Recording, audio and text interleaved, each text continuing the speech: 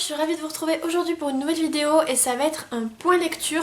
Donc ça va être le dernier point lecture de mars, je vous en avais fait un mi-mois et je vais terminer le mois en vous présentant donc mes dernières lectures, il y en a pas mal et je vais commencer tout de suite pour pas que la vidéo dure trop longtemps. Alors la dernière fois je vous quittais avec Et plus encore de Patrick Ness, c'est publié chez Gallimard et je vous disais que c'était très intéressant, je ne sais plus si je l'avais déjà commencé ou pas, en tout cas je l'ai adoré, c'est un quasi coup de cœur pour ce roman. La fin m'a laissé sur les fesses on va dire, parce que c'est une fin assez vraiment ouverte en fait, et waouh, juste waouh, parce que pendant une grande première partie du roman on se retrouve, ouais, à peu près jusque là, on se retrouve dans une atmosphère très particulière qui est vraiment intéressante. Et voilà, c'est vraiment le mot que je dirais pour qualifier ce roman, c'est particulier, c'est unique, c'est vraiment formidable. Et après, arrivé vers la moitié, on apprend des révélations en révélations et c'est vraiment trop fou parce que je m'attendais pas du tout à ça en fait. Je m'attendais pas grand chose mais pas à ça en fait, et c'était vraiment génial. Donc c'est un seul tome et il me semble en tout cas, et c'est formidable, ça m'a donné très envie de lire tous les livres de Patrick Ness. Donc il y a quelques minutes avant ou après minuit je crois, donc qui m'attend à la médiathèque et que je vais aller lire. Et il y a aussi Le Chaos est en marche, une autre trilogie qui l'a déjà sorti et que j'ai très envie de lire. Mais voilà, celui-ci en plus il est vraiment magnifique, je ne peux que vous le conseiller. Ensuite j'ai lu et j'ai continué ma semaine avec Métamorphose en bord de ciel, écrit par Mathias Malzieu, c'est publié chez J'ai lu et ça a été aussi une très bonne lecture. J'ai eu l'impression de lire un conte en fait, c'était vraiment très chouette et ça se lit très vite. C'est l'histoire d'un homme qui depuis son enfance veut devenir un oiseau. Voilà, je pense que ça suffit pour résumer tout le livre. À nouveau je vous le conseille, c'était extrêmement touchant, c'était extrêmement beau, la fin était vraiment mignonne, c'était un peu étrange, un peu bizarre parfois, ça m'a parfois un tout petit peu mis mal à l'aise, mais à part ça c'était vraiment une très belle lecture et à nouveau je peux que vous le conseiller parce que c'était intéressant et c'était beau. J'ai continué avec Sword Art Online de Reiki Kawahara et Abeck, c'est publié chez Ophelb, et c'est sorti le 12 mars, donc vous en avez sûrement déjà entendu parler parce qu'il est pas mal passé sur la blogo. Et à nouveau c'est un quasi coup de cœur pour ce roman parce que j'ai tout adoré, j'ai adoré l'univers, j'ai adoré les personnages, j'ai beaucoup aimé la narration. En fait les seules choses qui m'ont embêtée ce sont les temps de narration, c'est assez bizarre à expliquer mais l'histoire est très souvent coupée et ça m'a fait un peu bizarre. Et ensuite c'est juste que les relations entre les personnages sont un peu précipitées je trouve, mais je pense que c'est aussi dû aux ellipses parce que voilà, les ellipses rallongent le temps et en même temps pour nous ça le raccourcit en fait, donc je pense que c'est ça que j'ai trouvé, que ça faisait un peu précipité. Mais sinon j'ai beaucoup aimé parce qu'on parle de jeux vidéo, c'était vraiment très immersif, j'avais l'impression d'être dans le jeu en fait, c'était génial.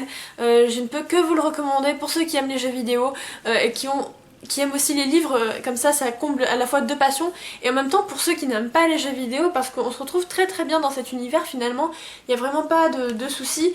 Pour ceux qui le langage entre guillemets jeux vidéo fait peur, il y a un lexique à la fin, que je n'ai vu qu'à la fin quasiment, et franchement c'était génial, voilà, je vous le recommande très fortement. J'ai ensuite lu Comme un roman de Daniel Penna qui est publié chez Gallimard, chez Folio cette fois-ci, il me semble que c'est ça, voilà, chez Gallimard, et c'est un gros coup de cœur pour ce livre. En fait c'est un essai sur la lecture, voilà, et c'était merveilleux, c'était génial, c'était tellement intéressant. Donc je l'ai sur ma liseuse, mais quand je l'ai vu à la médiathèque je voulais à tout prix le lire en format papier. Et c'est juste waouh. Donc pour tous ceux qui aiment lire, et je pense que vous êtes nombreux par ici, je peux que vous le recommander. Ça parle de la lecture, ça nous explique pourquoi les petits enfants adorent lire, adorent entendre des histoires, pourquoi les adolescents ne lisent pas ou peu, et pourquoi en fait, voilà, c'est tellement intéressant, c'est tellement bien, et c'est super simple à lire en fait. Voilà, je ne peux que vous le recommander, c'était passionnant. Ensuite j'ai lu La ferme des animaux de George Orwell, publié chez Gallimard toujours il me semble, et à nouveau c'était quasi coup de cœur en fait, voilà, ça a été que des quasi coups de cœur mes lectures, donc tant mieux, hein, je ne vais pas me plaindre. En fait j'avais lu 1984, mais ça je vous en ai déjà fortement parlé et j'avais très envie de lire ce livre, donc il comptait pour mon challenge topic du mois de mars parce qu'il fallait que je lise une couverture moche. Et en fait, je trouve que la couverture va très bien avec le livre, dans le sens où elle représente extrêmement bien les personnages. C'était vraiment très intéressant, donc j'ai réussi mon challenge du mois de mars. Wouh. Et du coup, alors, c'est l'histoire d'animaux, en fait, dans une ferme, qui en ont marre du fermier, qui vont le foutre à la porte, on va dire, et qui vont monter un gouvernement. Voilà, c'est tout ce que vous avez besoin de savoir, je pense. Et c'est génial, enfin... C'est magnifique, je veux dire, c'est vraiment top comme histoire. Et je pense que la dernière scène est parfaite. Parfaite. On voit toute l'évolution progressive du livre, des mentalités, des soupçons. Je ne peux que vous le conseiller, franchement. Pour ceux qui ont aimé 1924, 1984, je pense que vous allez adorer La ferme des animaux. Pour ceux qui n'ont pas commencé George Orwell, commencer par La ferme des animaux, c'est un bon moyen parce qu'il est plus simple que 1984. Plus accessible, je trouve. Mais il n'y a pas photo quoi, j'ai adoré et pour moi maintenant George Orwell c'est une valeur sûre parce que c'est au top. Ensuite j'ai lu Spice and Wolf, toujours donc chez Offelb de Eizuna Asekura. Et c'est ma déception de ce mi-mars on va dire parce que je n'ai pas vraiment aimé ce roman. Pourtant à la base tout était intéressant, l'histoire, les personnages, la narration... Tout m'attirait en fait. C'est l'histoire d'un marchand ambulant qui s'appelle Lawrence et un jeune marchand, un jeune homme qui a pour rêve de monter sa boutique et il va tomber sur la route de cette jeune fille qui est Holo, une jeune louve qui peut prendre l'apparence d'une attirante jeune fille. Donc c'était vraiment très intéressant, je partais vraiment confiante mais ça ne l'a pas fait du tout. Alors je sais même pas expliquer pourquoi, il y a des livres comme ça qui... j'ai complètement perdu l'envie au début de le lire, en fait j'ai commencé et puis ça s'est retombé un peu en soufflé on va dire. Voilà, je sais pas trop ce qui s'est passé. Je vous le conseille quand même parce que moi j'ai trouvé le tout intéressant et puis... Mais voilà, je crois que ça ne l'a pas fait tout simplement. Donc si jamais il y en a qui l'ont lu parmi vous et qui l'ont aimé ou qui l'ont pas aimé, n'hésitez pas à me donner votre avis. Je serais vraiment curieuse de le connaître parce que moi je ne sais pas du tout ce qui s'est passé.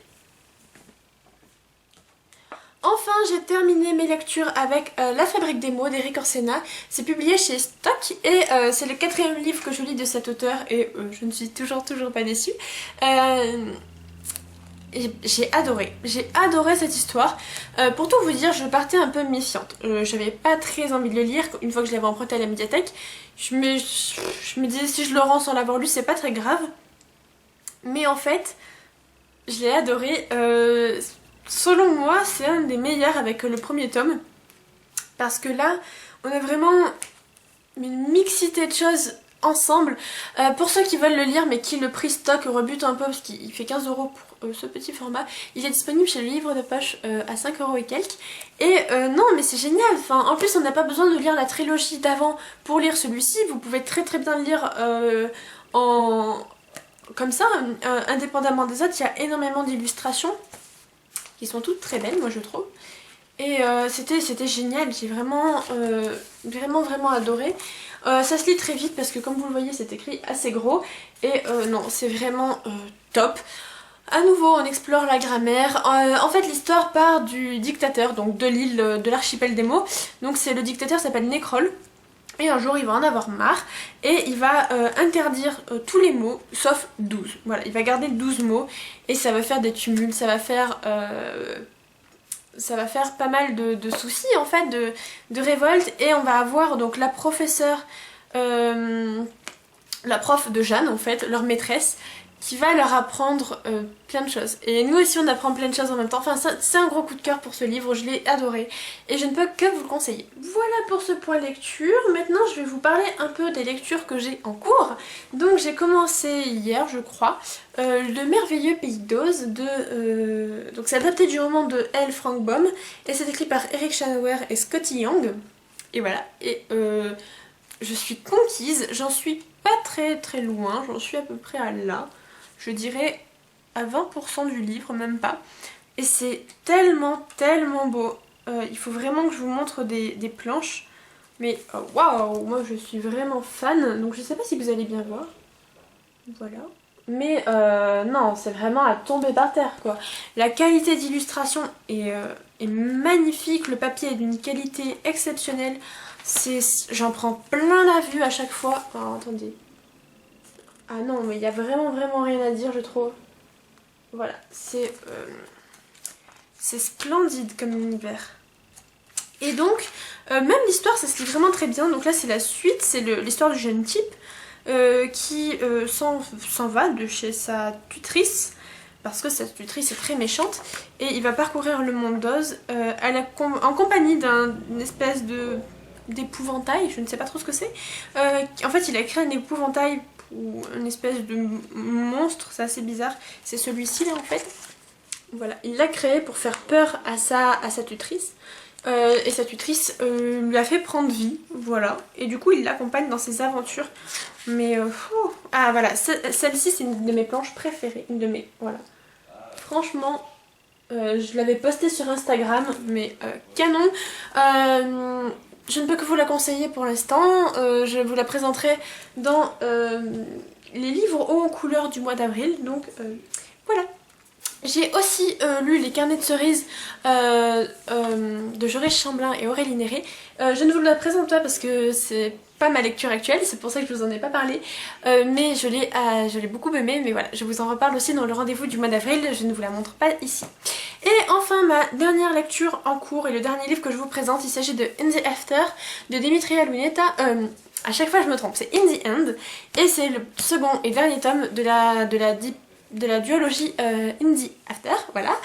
C'est publié chez Lumen et je suis de plus en plus fan de cette couverture. C'est top.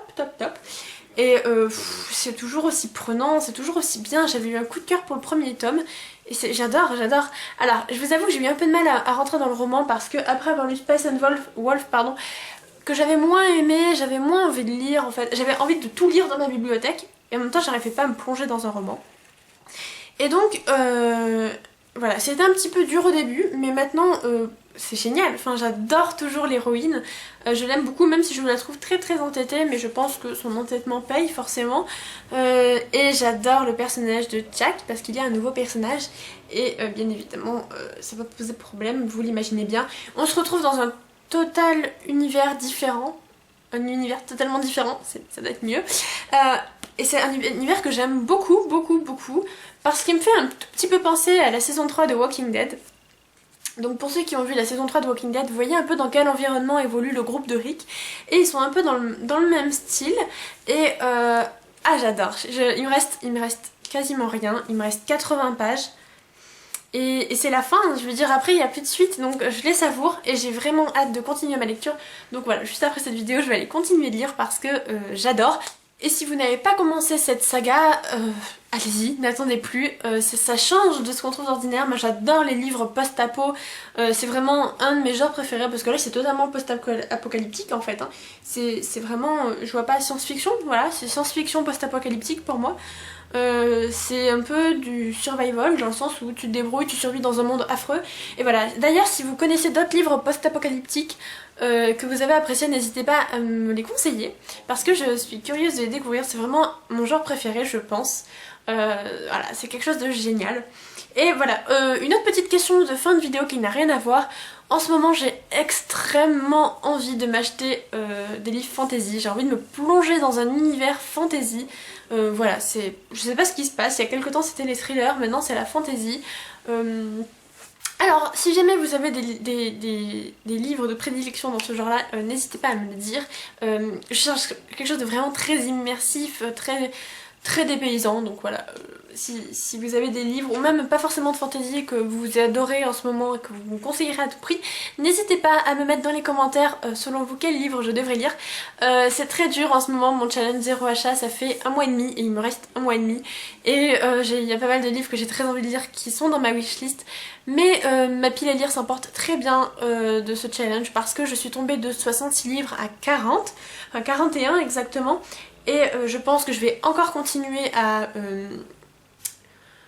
enlever, on va dire, des livres de ma wishlist que je ne veux, de ma pile à lire que je ne veux plus lire parce que je ne considère que ça sert à rien de les garder si je ne veux pas du tout les lire. Dans tous les cas ils sont pas perdus, ils sont juste chez mes parents, c'est juste que je ne pense pas les lire avant au moins très très longtemps. Et voilà, mais je pense que c'est vraiment un challenge très bénéfique parce que ça dépoussière un peu les livres que je n'avais pas lus depuis très longtemps. Voilà, j'arrête ce bavardage et j'espère que cette vidéo vous aura plu. Je vous dis à très très vite pour une prochaine vidéo. Bye!